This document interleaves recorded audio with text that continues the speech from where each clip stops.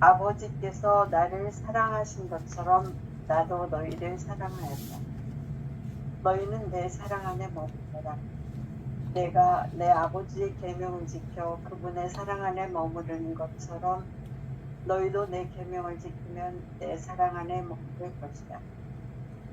내가 너희에게 이 말을 한 이유는 내 기쁨이 너희 안에 있고 또 너의 기쁨이 충만하게 하려는 것이다. 이것이 나의 계명이다. 내가 너희를 사랑한 것처럼 너희도 서로 사랑하여라. 친구들을 위하여 목숨을 내놓는 것보다 더 큰 사랑은 없다. 내가 너희에게 명령하는 것을 실천하면 너희는 나의 친구가 된다.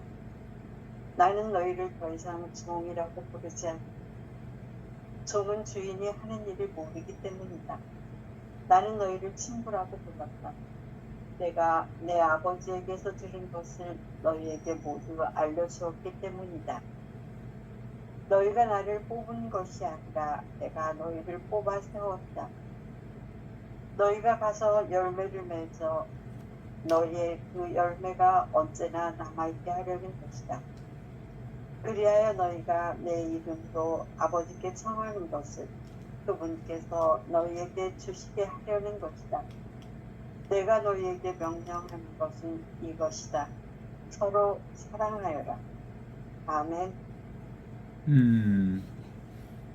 그 요한복음의 가장 최고의 에키스 중에 에키스이고 또 이제 그리스도교의 핵심 언어인 사랑에 대한 계명을 잘 정돈해 놓았지요. 이건 뭐 우리가 안다고 해서 되는 일이 아니고 실제로 사랑을 사는 일인데 14장 요한복음 14장 15장 16장은 요한복음 중에서도 가장 핵심 가는 내용들을 잘 정리해 놓으신 복음서여서 왜 그럴 수밖에 없냐면 예수님이 결국 이제 십자가에 못 박혀 돌아가시고 죽고 부활하신 이후 이런 상황들이었단 말이에요. 당신의 마지막 날을 얘기하면서 하셨던 얘기인데 순서는 그렇게 시작을 하잖아요. 제자들의 질문에 대한 예수님의 응답 방식으로 당신이 하고 싶은 얘기 그리고 당신이 전하고 싶은 복음의 온전한 메시지들을 이렇게 전달하고 3년 동안 예수님과 제자들이 함께 동행하면서 살아왔던 하느님 나라의 삶 전반을 다시 재정립해 주시고 핵심을 잘 추려서 삶으로 어떻게 살 것인지에 대한 안목을 다시 한번 확인시켜주는 일이기 때문에 실제로 요한복음 14장, 15장, 16장은 요한복음 중에서도 요한복음의 가장 핵심적인 부분을 잘 드러내고 있다 이렇게 볼 수 있을 것 같아요. 순서는 그렇게 시작하잖아요. 베드로 예수님이 이제 나는 떠날 수밖에 없겠고 나는 이제 떠나야 되겠다. 내가 떠나게 되면 내가 가는 곳에 너희는 올 수 없다. 그러나 지금은 올 수 없지만 나중에 올 수 없다. 이제 이런 방식으로 당신이 이 세상을 떠날 것을 제자들에게 예고하는 방식으로 당신의 메시지를 전합니다. 그랬더니 첫 번째 제자였던 베드로가 당신이 떠나다니요. 그리고 당신이 떠나는 곳에 우리가 갈 수 없다니요. 당신이 가는 곳이면 어디든지 목숨 걸고 죽는 한이 있더라도 당신을 따라갈 것입니다. 라고 말씀할 때 예수님은 그건 네 생각이다. 너는 지금 목숨 걸고 나를 따라오겠다고 하지만 사실은 네 생각이다. 너는 닭이 울기 전에 3번이나 나 모른다고 할걸? 이렇게 얘기하면서 사실은 이 길은 생각으로는 도무지 따라갈 수 없는 길이라고 하는 것을 전제하는 거예요. 하느님은 근본적으로 생각으로는 만날 수 없는 곳이고 진리라고 하는 것은 하느님 나라라고 하는 것은 인간의 생각으로는 도무지 이해될 수도 없고 도착할 수도 없고 만날 수도 없다는 사실을 베드로 사도를 통해서 우리에게 전해 주시는 거예요. 그래서 네가 지금 목숨 걸고 나를 따라오겠다고, 진리를 위해서 목숨 바치겠다고 그렇게 얘기하지만 그건 너의 생각일 뿐이다. 너는 3번이나 나를 모른다고 부인할 거야. 이렇게 얘기하면서 당신이 가시는 곳에 이게 분명하게 정리하면서 아버지, 내 아버지를 사랑하고 그리고 내가 하는 말을 지키면 아버지를 믿고 나를 믿어라. 그리고 그러면 온전히 하느님의 자녀로서의 삶을 살아갈 수 있다. 이제 이렇게 정리를 하죠. 그래서 저는 이 첫 번째 제자의 질문에 대한 예수님의 응답이 되게 중요하다고 생각해요. 두 번째 또 도마가 물어보잖아요. 좋습니다. 그러면 당신의 길을 모르는데, 당신이 가는 길을 모르는데 우리가 어떻게 당신을 따라갈 수 있겠습니까?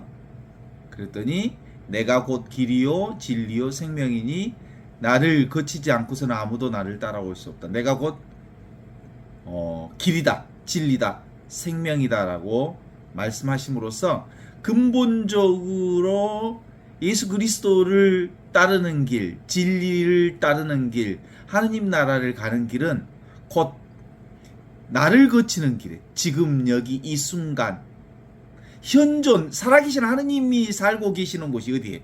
지금이잖아요. 여기에 있잖아요. 그리고 나와 함께 계시잖아요.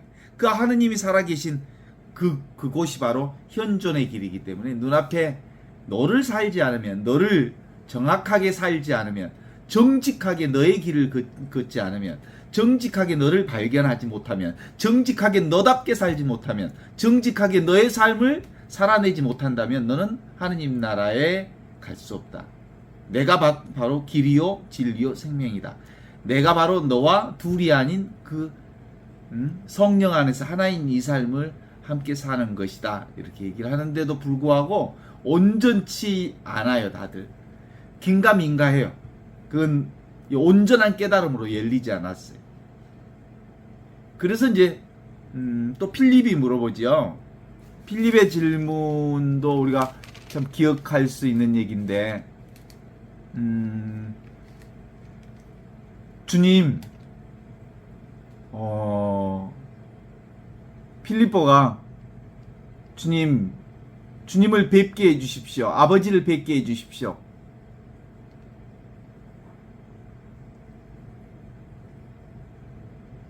이렇게 얘기하니까 너희가 나를 알았으니 나의 아버지도 알게 될 것이다. 이제부터 너를 알게 되었다. 그렇다면 그동안 너희들이 나를 모른다고 하는 것은 있을 수 없는 일이다. 나를 보았으면 곧 아버지를 본 것이다. 그런데도 아버지를 뵙게 해달라니 무슨 말이냐? 너는 내가 아버지 안에 있고 내가 아버지 안에 있다는 것을 믿지 않느냐? 내가 너희에게 하는 말도 나 스스로 하는 말이 아니라 내 안에 계신 아버지께서 몸소하신 말이다. 내가 아버지 안에 있고 아버지께서 내 안에 계시다고 한 말을 믿어라. 못 믿겠거든 내가 하는 일을 보아서라도 믿어라. 정말 잘 들어두어라. 나를 믿는 사람은 내가 하는 일을 할 뿐만 아니라 그 큰 일도 하게 될 것이다. 이렇게 얘기를 하지요. 그랬더니 또 한 사람 마지막으로 유다가 또 물어봐요. 유다가 뭐라고 물어보냐면, 왜 그러면 그 하느님을 우리에게만 보여주십니까? 모든 사람들에게 다 보여주시지 않으시고? 이렇게 얘기하지요.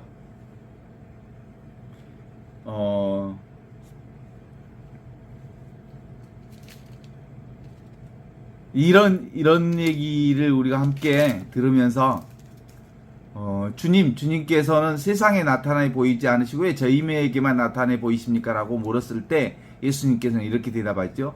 나를 사랑하는 사람은 내 말을 지킬 것이고, 그러면 나의 아버지께서도 그를 사랑하겠고 아버지와 나는 그를 찾아 그와 함께 살 것이다.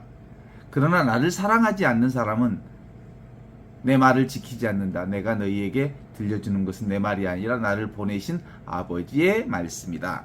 이렇게 얘기하시면서 유다에게 나를 사랑하는 사람은 내 말을 믿을 거다.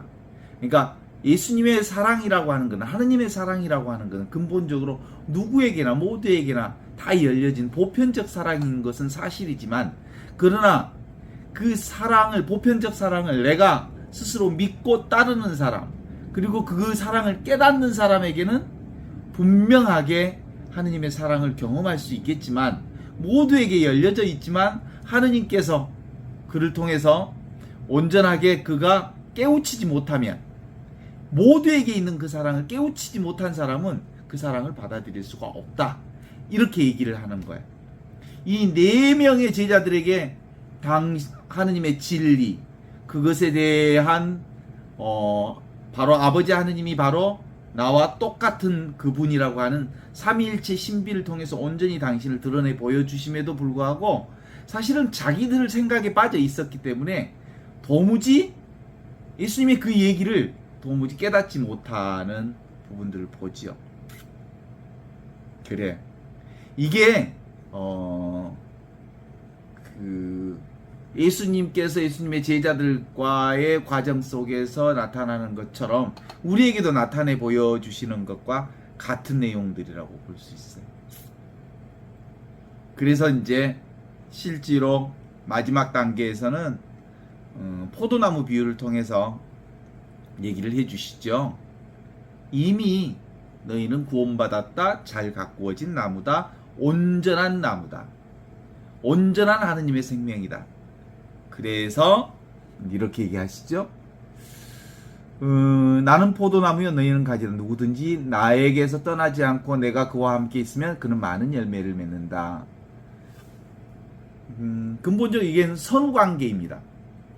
가지와 나무는 늘 붙어 있어요. 그러나 나무가 먼저 있고 가지가 그에 붙어 있는 거죠. 그래서 기본적으로 요건 전도몽상, 자기로부터 개별적 자아로부터 전체 자아를 만날 수가 없는 거예요. 순서가 하느님 나라의 사랑을 알아차리는 방식은, 근본적으로 하느님의 사랑은 하느님 쪽에서 우리를 선택해서 우리에게 은총을 주실 때 비로소 온전하게 열리는 방식으로 가는 거지, 개별적 자아가 하느님을 찾아가는 방식이 아니라는 거예요. 그런 점에서 결국은 모두가 하느님의 생명으로, 하느님의 사랑으로, 하느님의 그분의 사랑으로부터 처음부터 온전하게 떨어져 있지는 않지만, 그러나 그 깨달음의 방식은 하느님의 주도권이 전제되어 있는 거예요. 하느님께서 우리에게 늘 사랑을 주시면서도 내 개별 자아에 갇혀 있으면 도무지 하느님이 아무리 노크를 해도 열리지 않지만, 실제로 내가 온전히 열린 자아로 있으면 하느님의 그 은총과 사랑이 아주 자연스럽게 우리 안에 회복된다라고 하는 거죠. 원래 있는 하느님의 사랑을 회복되는 거죠. 그러니까 근본적인 키는 늘 하느님의 은총 가운데 살고 있고 하느님의 은혜 속에서 열려지는 하느님의 이 사랑임에도 불구하고 결국은 내가 내 안에, 개별 자아 안에 갇혀 있으면 그 하느님의 기쁨과 은혜와 축복의 결과를 우리가 살 수 없다는 사실들을 근거로 하면서 이렇게 얘기하는 거죠. 서로 사랑하라. 내가 너희를 사랑한 것처럼 너희도 서로 사랑하라. 이렇게 얘기하시면서 내가 이 말을 한 것은 내 기쁨을 같이 나누어 너희의 마음에 기쁨에 넘치게 하려는 것이다. 내가 너희를 사랑한 것처럼 너희도 서로 사랑하라. 이것이 나의 계명이다. 이 계명의 핵심 계명의 흐름을 정확하게 표현하는 것은 내가 너희를 사랑한 것처럼 너희도 서로 사랑하라고 했는데, 그건 벗을 위해서 자기 목숨을 바치는 것보다 더 큰 사랑은 없다. 내가 명하는 것을 지키면 너희는 나의 벗이 된다. 사랑이라고 하는 하느님 나라의 한 생명 앞에서는 실제로 주종 관계가 아닌 평등한 사랑의 관계로 정리되어 있죠. 세상은 근본적으로 이제 권력 관계로 되어 있잖아요. 위계질서, 지배와 피지배 관계 속에서 설명하지만 하느님 나라는 평등 관계가 전제되어 있습니다. 예수님도 우리를 친구라고 부르겠다, 벗이라고 부르겠다 이렇게 얘기를 하시죠.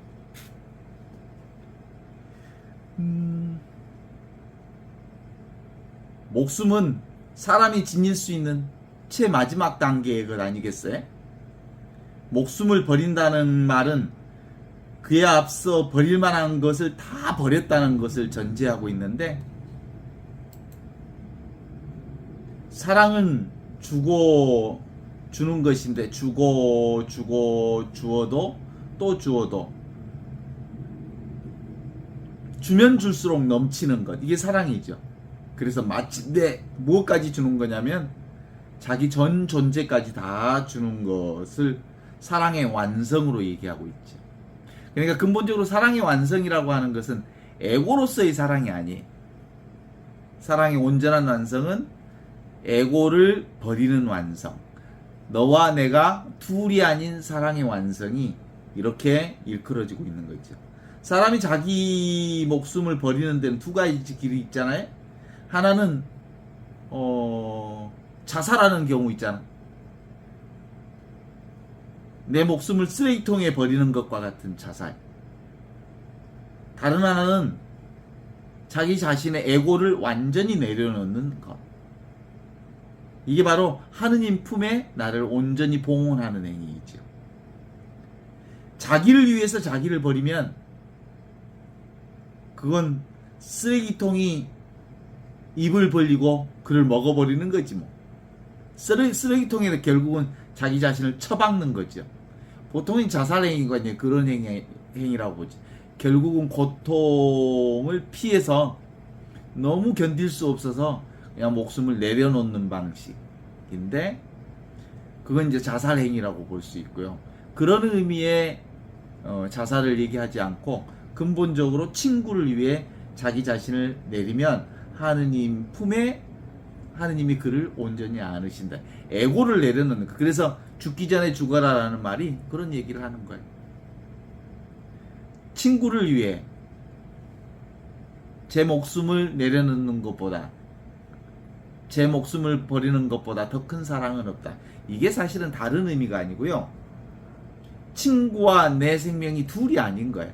실상은 친구를 위해 버릴 목숨이 따로 있지 않아. 친구와 내가 원래부터 한 목숨이니까. 하느님 안에 한 목숨인데 누가 누구를 위해서 목숨을 내어주고 말고 할 게 있어?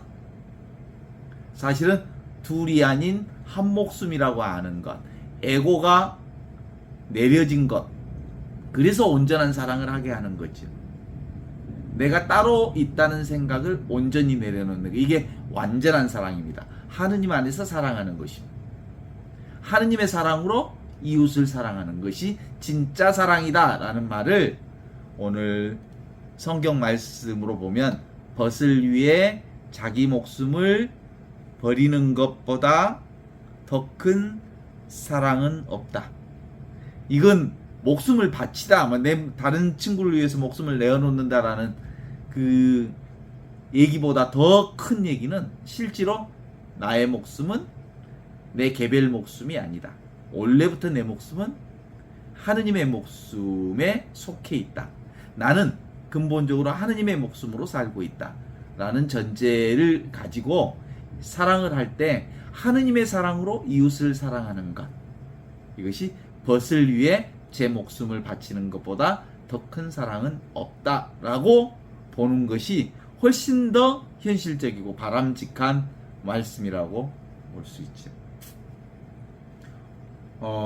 성 이냐시오 성인의 기도문에 이렇게 기도합니다. 오 주여, 내 자유, 내 생각, 내 의지, 내가 지니고 있는 모든 것을 가져가소서. 이 모든 것을 당신께서 내게 주셨으니, 오 주여, 그 모든 것을 당신께 돌려드립니다. 일체가 원래부터 당신 것이오니 그것들을 온전히 당신 뜻대로 처분하소서. 당신 사랑과 은총을 베푸신다면 나는 그것만으로도 만족합니다. 라고 하는 이냐시오 성인의 기도문에 나타난 것처럼 이웃을 위해 제 목숨을 버리는 것보다 더 큰 사랑은 없다라고 하는 말은 목숨을 이웃을 위해 바치라는 얘기라기보다는 죽기 전에 죽어라. 죽기 전에 애고를 내려놓아라. 그래서 원래부터 내 애고라는 건 원래 없는 거잖아요. 원래부터 하느님의 한 생명으로 살고 있잖아요. 원래부터 하느님의 한 생명이 내 생명이잖아요. 그래서 이웃이라고 하는 게 따로 없는 한 생명이라고 하는 것을 온전하게 자각함으로써 내가 이웃을 사랑할 때 하느님 사랑으로 이웃을 사랑하라는 말을 벗을 위해 제 목숨을 바치는 것보다 더 큰 사랑은 없다라고 얘기하시는 거죠. 예수님은 말할 것도 없이 모든 성인이 당신 몸 친구한테 내주어 그 값으로 하느님의 품을 얻은 사람들이 바로 성인들이라고 말할 수 있습니다. 어때? 어떻게 살려면, 사랑하려면 내 사랑으로 이웃을 사랑하는 것 한계가 있겠지. 개인 사랑으로 이웃을 사랑하는 건 너무 적은 사랑으로 이웃을 사랑하니까 내가 10개 줬으면 너도 10개 10개는 안 바라지만 두서너 개는 나한테 줘야 되는 거 아니야? 이렇게 계산하는 사랑이 되게 돼 있어. 인간과 인간 관계 속에서의 사랑은. 그래서 서로 사랑하라고 하는 말은 하느님의 사랑으로 이웃을 사랑하라. 내가 너희를 사랑한 것처럼 너희도 서로 사랑하라라는 거죠. 그건 근본적으로 계산하는 사랑이 아니잖아. 원래부터 너와 나는 한 생명이어서 처음부터 하느님의 사랑으로 이웃을 사랑하는 것. 그것이 진정한 의미의 사랑이고요. 하느님의 사랑으로 이웃을 사랑하고 하느님의 사랑으로 너와 나를 사랑하면 실제로 뭐가 없어? 큰 탈이 없어. 주고 기대하지 않으니까. 그치? 근데 이제 인간 개인의 사랑으로 개인을 사랑하기 시작하거나 내 개인의 취향으로 어떤 것들을 사랑하면 기대치가 생기고 그 기대치에 맞지 않으면 사랑이 뭘로 바뀌어? 미움으로 바뀌고 온수로 바뀌고 불행으로 바뀌죠. 그래서 진정한 사랑은 하느님의 사랑으로 이웃을 사랑하는 거예요. 그런 사랑의 표현을 벗을 위해 자기 목숨을 버리는 것보다 더 큰 사랑은 없다. 죽기 전에 죽어라. 이런 뜻이야. 죽기 전에 에고가 죽어야 된단께. 잘 때만 죽지 말고 안 잘 때도 에고가 죽어야 그 누구든 내가 온전하게 사랑할 수 있다라고 말할 수 있죠. 너희가 내 명하는 대로 행하면 곧 나의 친구라 불리울 거다. 이제부터 내가 너희를 종이라 부르지 않고 친구라 부르겠다. 내가 내 아버지에게서 들은 것을 다 너희에게 알게 하려 하는 것이다. 이렇게 말씀하신 것은 예수님 당신 스스로가 친구를 위해서 목숨을 버리신 분, 우리를 위해서 목숨을 버리신 분, 우리를 위해서 목숨을 버렸다는 얘기는 목숨을 십자가에 못 박았다는 그 육체적 개별적인 그것을 떠넘어서 에고 자체를 내려놓으신 분이다. 이런 뜻이야. 하느님의 사랑으로 인간을 사랑했다. 이런 뜻이야. 그게 바로 온전한 친구가 되는 방식입니다. 그죠? 인간관계 안에서도 내가 너를 사랑하는 방식 안에는 기본적으로 사랑하려면이 손해 봐야 돼. 가불관계로 보면 진짜 사랑하면 을처럼 사랑해. 내가 갑처럼 사랑하는 게 아니고 을이 되어서 사랑해. 눈치 보면서 사랑해. 예. 제가 팽목에 있을 때 그 팽목에 있는 세월호 유가족들의 눈치를 봤단 말이지. 내가 사제 생활하면서 정말 난 다른 사람 눈치를 잘 안 보는 사람 중에 하나인데, 최초로 사제 생활하면서 그 신자들 눈치를 본 적이 처음 있어. 팽목에 가서 눈치 봤어. 계속해서 그분들의 마음을 살피고 또 감정 상태를 살피고 그분들이 어떤 마음을 가지고 있는지 그들의 마음을 어떻게 다치지 않을 건지를 늘 살피는 마음 안에서 보니까 내가 어느 순간에 야, 내가 엄청 눈치 보네. 내가 사제생활을 하면서 정말 이렇게 눈치를 보면서 산 적이 없네. 말로 얘기하면 눈치 본 거고, 상대방의 마음을 살피면서 그의 합당한 분위기와 조건과 상황에 맞는 말과 행위를 하고 싶어서 그렇게 했던 거라고 이해해 주시면 되지 않을까?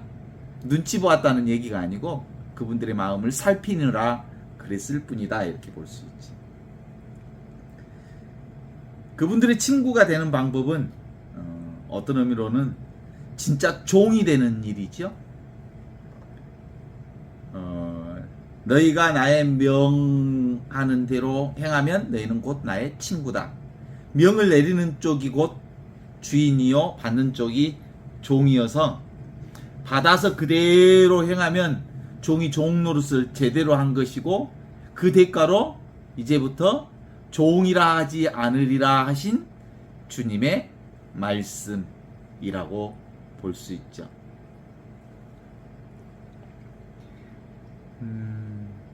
내가 너희가 나를 택한 것이 아니라 내가 너희를 택해 세운 것이다. 그러니 너희는 세상에 나아가 언제까지나 썩지 않을 열매를 맺어라. 그러면 아버지께서는 너희가 내 이름으로 구하는 것을 모두 다 들어주실 거다.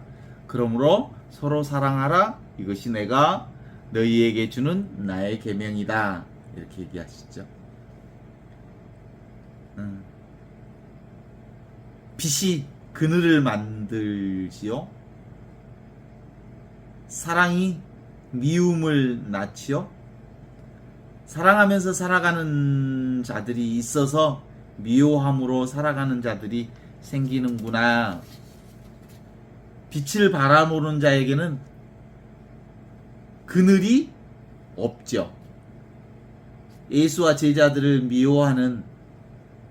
미워하지 않을 수 없는 세상이란 빛이신 하느님을 등지고 살아가는 사람들을 말하는 거죠. 두 가지 사람들이 다 세상에 존재합니다. 사랑하면서 살아가는 사람과 또 미워하면서 살아가는 사람. 만일 빛을 등지고 살아가는 사람이 있다면 미워하면서 살아가는 무의 속에 섞여 우리 스스로도 어두운 얼굴을 하고 살 수밖에 없는 거죠. 반대로 빛을 바라보고 살아가는 사람이라면 사랑하면서 살아가는 무리에 섞여 있는 그대 밝은 얼굴을 찾아볼 수밖에 없겠죠. 그래서 세상 모든 사람들한테 다 칭찬을 듣고 살 수는 없지요. 만일 세상 모든 사람들에게 다 칭찬받고 산다면 그는 진정고 진리를 사는 사람이 아니에요. 그래서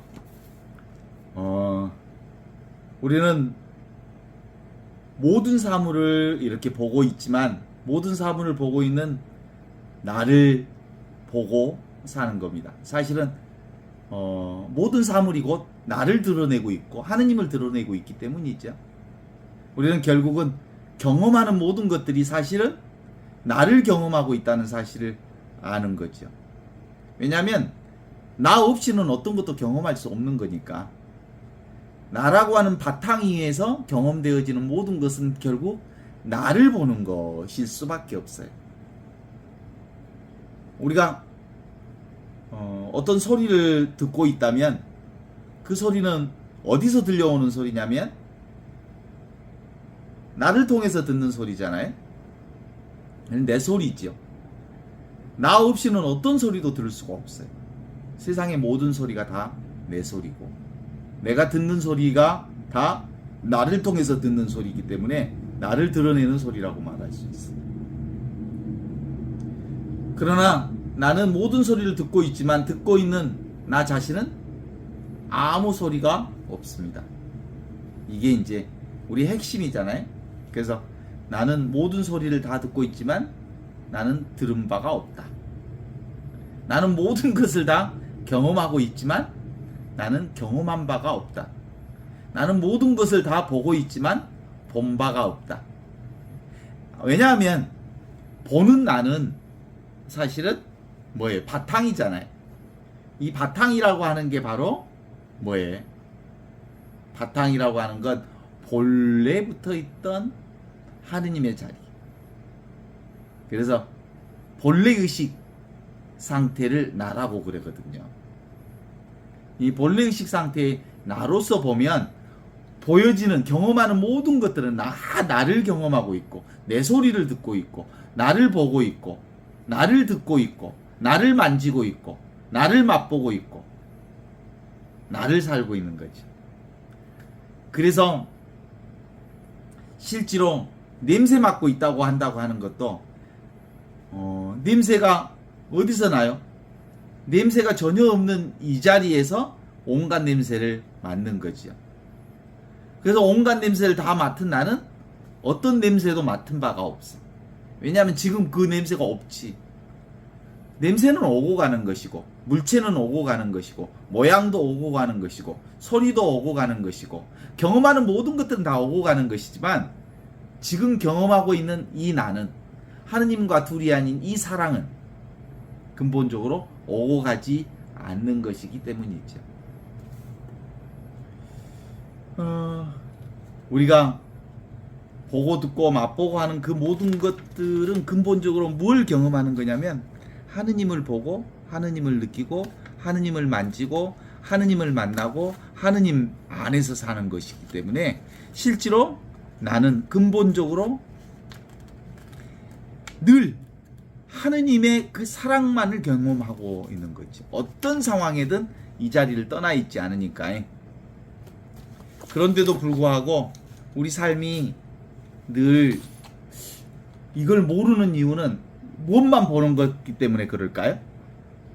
눈에 보이는 것만 보려는 속성이 꽤 오랫동안 경험되어 있었기 때문에 눈에 보이지 않는 오고 가지 않는 내가 진짜 나여서 이 오고 가지 않는 나를 통해서 보면 너도 나도 모두 다 똑같은 나지요. 그래. 그래서 이 하느님의 사랑을 근본적으로 아는 방법은 그러는 것 같아요. 엊그제도 이제 수녀님하고도 그런 얘기를 했는데 그 어떤 수녀님하고 대화를 하면서 저기 에카르트 돌레의 그 체험과 똑같은 체험을 했다는 수녀님과 대화를 했어요. 에카르트 돌레의 그 체험 얘기를 잠시 우리가 한번 읽어보면서 들어가 보면 그렇습니다. 에카르트 돌레는 자기 자신을 되게 못마땅해 했잖아요. 이렇게 얘기합니다. 에카르트 돌레는 어느 날 밤 나는 절망적인 두려움에 사로잡혀 있었습니다. 그런 느낌 속에서 헤맨 것이 한두 번이 아니었지만 그날의 두려움은 어느 때보다도 강렬했습니다. 밤의 정막 속에 윤곽만 흐굼하게 보이는 방 안의 가구들, 먼 곳에서 들려오는 기차 소리, 그 모든 것이 너무 낯설었습니다. 내가 여기에서 이런 삶을 살아야 한단 말인가? 모든 것이 아무런 의미도 없고 삶 자체가 끔찍하기만 했습니다.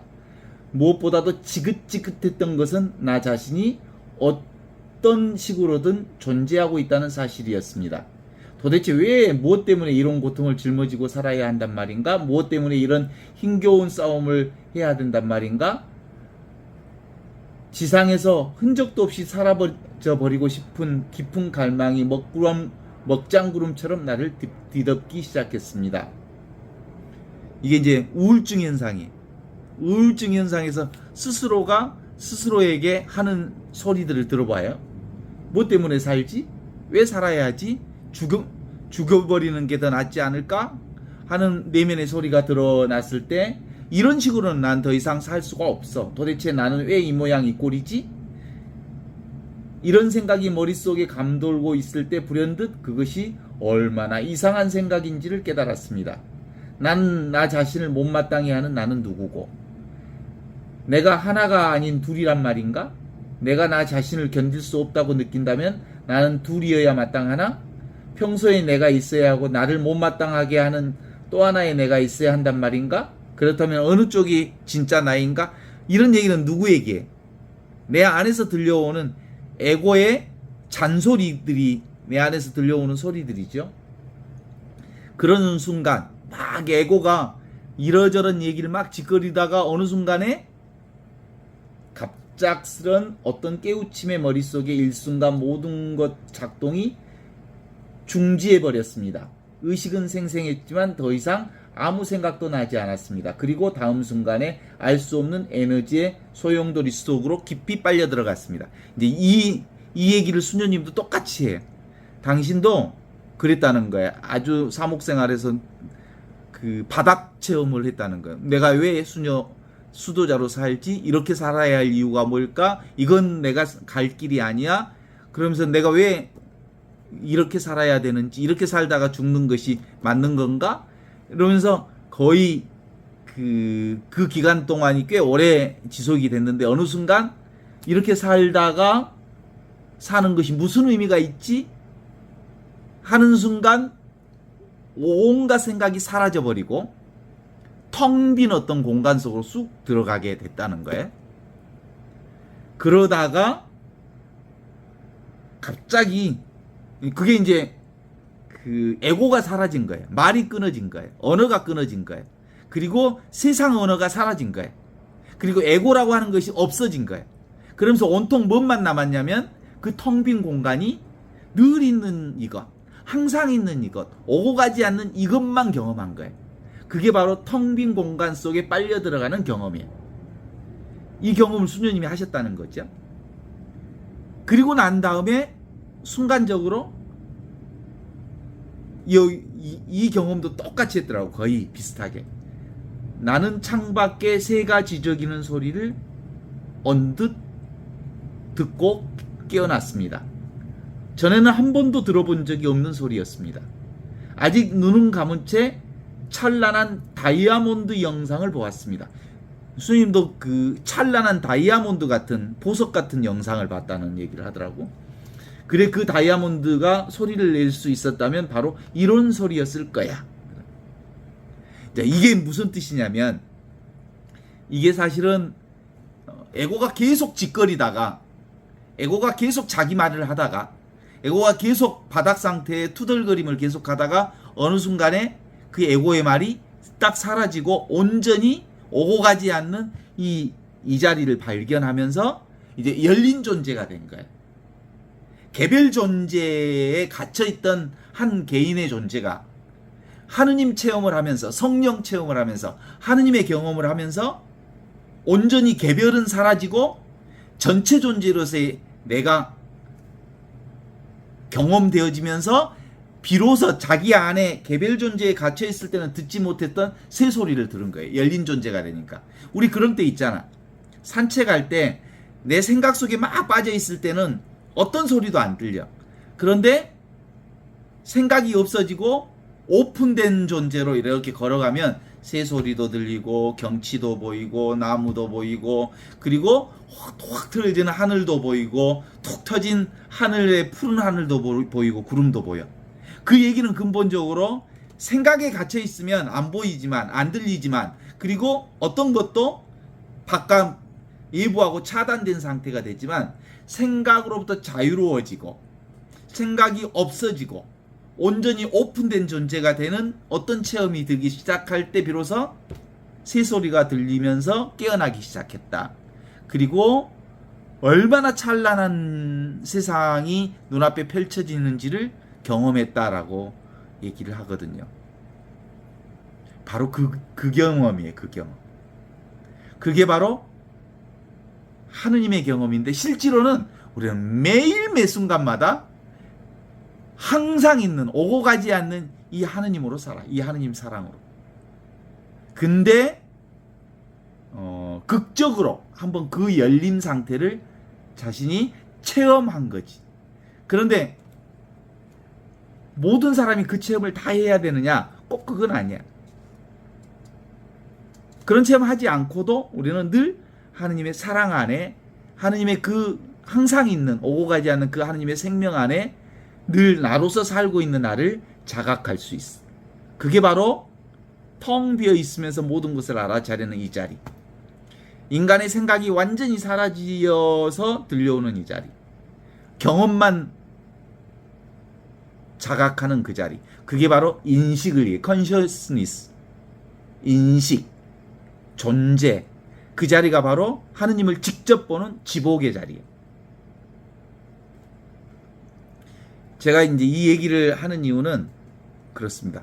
실제로 이웃을 내 몸처럼 사랑하는 것, 벗을 위해서 자기 자신을 버리는 것, 그것이 벗을 위해서 자기 목숨을 버리는 의미가 아니고, 사실은 둘이 아닌 한 생명이라고 하는, 우리는 근본적으로 개별 존재로 사는 존재가 아니고 열린 하느님의 존재, 하느님의 생명, 늘 항상 있는 이 생명, 이 생명으로 산다는 이 깨어남의 존재 체험이 성령을 통해서 이루어지는 이 체험이 있어야 되는 것이기도 하지만, 모든 사람이 사실상 이 성령 안에서 살아. 이게 바로 무슨 경험이에요? 천지창조 이전에 있었던 한 처음의 그 말씀이 지금 눈앞에 이 말씀으로 경험하는 거예요. 이게 이제 열린 존재 체험이죠. 그때 나는 눈을 떴습니다. 새벽 첫 햇살에 커튼을 통해 스며 들어오고 있었습니다. 빛이라는 것은 우리가 아는 것보다 훨씬 더 많은 것을 품고 있다는 생각이 아닌 느낌을 알 수 있었습니다. 커튼을 통해 스며드는 부드러운 빛은 사랑 그 자체였습니다. 눈물이 왈칵 쏟아졌습니다.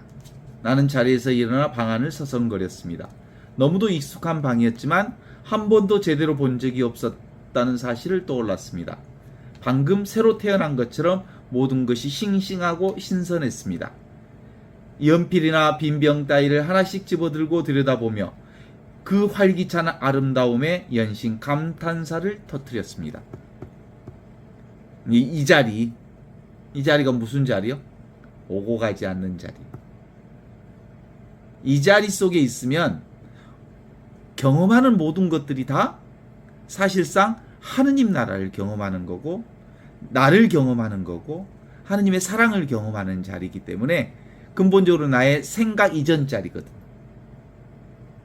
나의 감정 이전 자리. 그런데 이제 그것에 대해서 인간의 생각이 그것을 스토리로 만들기 시작하면서, 그것은 좋은 경험이니 나쁜 경험이니, 그리고 좋은 것은 끌어당기고 싶으니 좋지 않은 것은 밀어내고 싶으니 하는 생각이 실상의 사람들의 고통을 만들어내고 기쁨을 만들어내는 거죠. 하느님의 사랑은 있는 그대로 찬란하고, 있는 그대로 완벽하고, 있는 그대로 온전하고, 있는 그대로 아무런 부족함이 없는 것을 우리는 늘 경험하며 살고 있음에도 불구하고, 생각이 끼어들어오기 시작하면서 자기 중심으로 스토리를 만들어내면서 고통이 시작이 된다, 이런 얘기이죠. 근본적인 오늘 제가 이제 드리고 싶은 이 요한복음을 통해서 함께 나누고 싶은 부분은 그거예요. 벗을 위해 제 목숨을 버려야 한다는 말을, 꼭 벗을 위해 제 목숨을 버리는 일이 최고의 사랑이라기보다는 에고를 내려놓는 일, 그래서 현존을 사는 일, 이게 죽기 전에 죽는 일이야. 지금 눈앞에 이것을 사는 일. 온전히 내게는 지금 경험밖에 없는 거예요. 작용밖에 없는 거예요. 온갖 작용을 인식하는 인식밖에 없는 거예요. 인식 그 자체가 나요. 경험 그 자체가 나고. 그런데 그 경험에 대해서 해석하는 내가 이제 에고로서 새로 등장하는데, 그 해석하는 나라고 하는 놈이 자기가 주인인 양 행세하는 그것에 이제 빠져버리면 인생이 얼마나 그 끄달리는 삶을 살아가는지 우리가 그동안 경험해봐서 알지요? 그렇습니다. 이것이구나. 늘 우리는 이것으로 살고 있구나 라는 것 아시죠? 그런 의미에서 어떤 의미로든 그게 바로 신앙체험이어서, 그게 하느님을 통해서 우리에게 신앙체험인데, 이게 공동적으로 우리의 그 신앙체험을 우리는 사도신경을 통해서 고백해. 그죠? 전능하신 천주성부, 천지의 창조주를 저는 믿나이다. 이렇게 고백하는데, 이 천주의 창조주가 어떤 거냐면, 인간의 생각이 사라지고 온전히 뭐요? 하느님의 경험만 있는 상태. 그래서 온전히 우리의 생명 전체 주인이 창조주 하느님이시고, 지금 여기 눈앞에 있는 이게 온전한 하느님이라는 것을 믿는 거죠. 전능하신 천주성부, 천지의 창조주를 믿나이다. 그의 아들 우리 주 예수 그리스도. 그게 눈에 보이는 경험들이죠. 그것이 성령으로 인하여 동정녀 마리아께 잉태되어 나시고, 성령으로 잉태되는, 우리가 근본적으로 보이는 온갖 것들을 보이는 하느님으로 볼 수 있으려면 동정성, 에고를 온전히 내려놓은 성모님의 신심으로 성령을 우리가 경험할 수 있는 거지. 성령의 경험은 바로 그런 겁니다. 둘이 아닌 하나의 경험을 하는 거예요. 내가 따로 있다는 경험이 아닌 하나의 경험을 하는 게 바로 이런 겁니다. 그 다음에 본시오 빌라도이치아에서 고난을 받으시고 십자가에 못 박아 돌아가시고 저승에 올라가 사흘날에 죽은 일 가운데 살아내시고 그리로부터 산이와 죽은 이를 심판하러 오시리라 믿나이다. 그래서 근본적으로 지금 여기를 사는 거예요. 그것이 십자가라 하더라도 그게 예수 그리스도께서 보여주신 일이 있죠. 그것이 바로 산이와 죽은 이를 심판하러 오시라 믿나이다 하신 예수 그리스도의 믿음이. 산이와 죽은 이를 심판하러 오시는 자리가 어디에? 지금 이 자리에. 현존 자리. 현존을 살면 천국을 사는 거고 하느님 나라를 사는 거고, 현존을 살지 않으면 에고로 살기 때문에 에고 스스로가 뭘 만들어? 귀신구를 만들어서 자기 자신을 스스로가 심판하게 만드는 작업을 살게 되는 거죠. 그래서 성령을 믿으며 거룩하고 보편된 교회와 모든 성인의 통공을 믿으며 죄의 용서와 육신의 부활을 믿으며 영원한 삶을 믿나이다. 이게 바로 현존을 고백하는 사도신경의 고백인 거예요. 우리가 근본적으로 우리 신앙 전반이 그런 거죠. 첫 번째, 우리가 성호경을 긋는 게 뭐예요? 삼위일체 신앙을 고백하는 현존 고백이에요.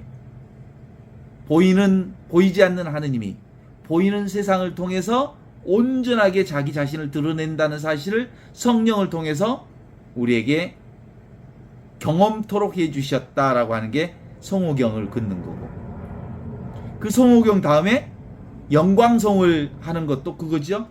영광이 성부와 성자와 성령께 처음과 같이 이제와 항상 영원히 아멘이라고 고백하는 것도 지금 눈앞에 있는 이 현존에 대한 고백인 거고요.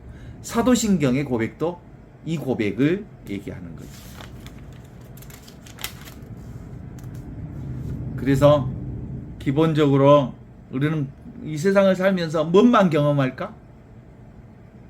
하느님 나라를 경험하고 살아. 하느님을 경험하고 살아. 모든 것은 다 나를 경험하고 사는 거예요. 나 아닌 게 없어. 그죠? 이 나는, 눈앞에 이 나는 천지창조 이전부터 있었던 이 나는 늘 지금 여기 이 순간부터 한 번도 내 눈앞을 사라진 적이 없는 이 나, 영원한 하느님의 생명을 사는 거죠. 이 체험을 수녀님처럼 또는 에카르트 똘레처럼 정말로 텅 비어있는 이 자리를 경험했고, 그것 때문에 열린 존재를 경험하면서 온갖 것들이 얼마나 찬란하고 다이아몬드처럼 찬란하게 빛나는 있는 그들의 그 인간의 생각과 감정과 인간의 욕망이 딱 사라지는 순간 온 천하가 다 하느님을 드러내고 있다는 사실을 경험하는 이 경험들이 할 수 있지만, 실제로는 그 경험을 지금 늘 하고 있는 거예요. 그걸 막아내고 있는 것은 에고의 생각이 하느님의 찬란한 경험을 막아내고 있는 거지. 그런데 그것도 역시 인간의 생각도 어디서 나오는 거예요? 지금 여기 늘 살아있는, 항상 있는, 오고 가지 않는 이 자리에서 오고 있다는 것을 알아차리면 생각에 우리가 끌려다니지 않으면서 생각을 아주 좋은 도구로 하느님의 선물로 사용할 수도 있죠. 그래서 근본적으로 우리는 이 하느님의 본성의식이라고 하는 게 말씀 자체이고, 천지창조 이전부터 있었던 그 내가 바로 하느님의 생명자리인 이 나로 살아가고 있는 거지. 이게 바탕자리, 배경자리로서의 바탕나 또는 배경으로서의 나, 이 내가 분명해지면 오고 가는 온갖 경험들을 이 자리에서 하고 있으면서 천국을 경험하고 있고, 나를 경험하고 있고, 온전한 하느님의 축복을 경험하고 있고, 온전한 하느님의 사랑을 경험하게 되는 것이죠. 설령 그것이 지옥으로 십자가의 죽음의 골짜기를 간다 해도 그것이 어디에서 나오는 거라면, 지금 여기 이 순간에 이루어지는 거라면, 어떤 상황의 자리에서 하느님 안에 쉬고 있음을, 하느님의 영원한 생명의 자리임을 우리가 고백할 수 있게 되죠.